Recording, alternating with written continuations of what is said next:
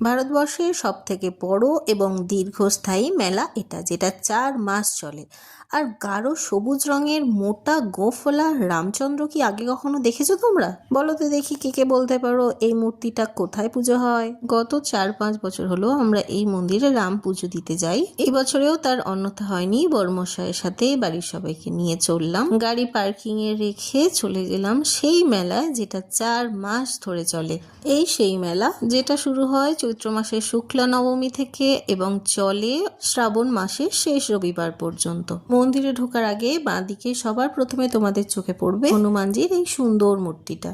তারপরে ঠাকুরকে প্রণাম করে এগিয়ে গেলাম রাম মন্দিরের ভেতরে। যতবার এখানে আসি ততবার আমার মনে প্রশ্ন জাগে যে এতগুলো মূর্তি কাদের বা এনারা কি? আউট অফ কিউরিসিটি ঠাকুরমশাইকে জিজ্ঞাসা করলাম যে এত মূর্তি এনারা কারা? ঠাকুরমশাই বললেন এটি আসলে শ্রীরামকৃষ্ণের রাজসভার একটি দৃশ্য ফুটিয়ে তোলা হয়েছে।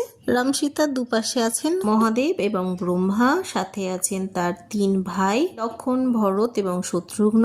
সবার উপরে পৃথিবীকে ধারণ করে বসে আছেন বাসুকী নাগ, তার দুদিকে আছেন সরস্বতী, দুদিকে 2টো সিংহ বাহিনী এবং নিচের সারিতে আছে তুলসীদাস, জাম্বুবান সহ শিবের অনুচরগণ। যেহেতু এটা একটি রাজসভা দৃশ্য, তাই এখানে নৃত্যরত নর্তকীকেও দেখতে পাওয়া যায়। রাম মূর্তিতে 5টি সরস্বতীর একসাথে পুজো হয়। রাম মন্দির যখন প্রতিষ্ঠা হয়নি তার আগে এই জায়গায় সরস্বতী পুজো হতো। যেহেতু সরস্বতী পুজোর দিন বসন্ত পঞ্চমীতে শ্রীরামচন্দ্রের কাঠামো পুজো হয়, সরস্বতী পুজোর উদ্যোক্তা এবং রাম পুজোর উদ্যোক্তাদের মধ্যে মনোমালিন্য শুরু হয়। তখন এই দুই পক্ষ এই মধ্যস্থতায় আসেন যে রাম পুজোর এই মূর্তিতে 5টি সরস্বতী একসাথে পূজিত হবেন।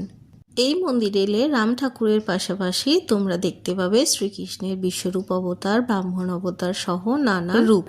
এনাদেরও পুজো হয় এখানে। তোমরা কি জানো এই মন্দিরের অনতি দূরেই আরেকটি পুজো হয়, যিনি হচ্ছেন সৌম্যচণ্ডী বা সৌমিচণ্ডী।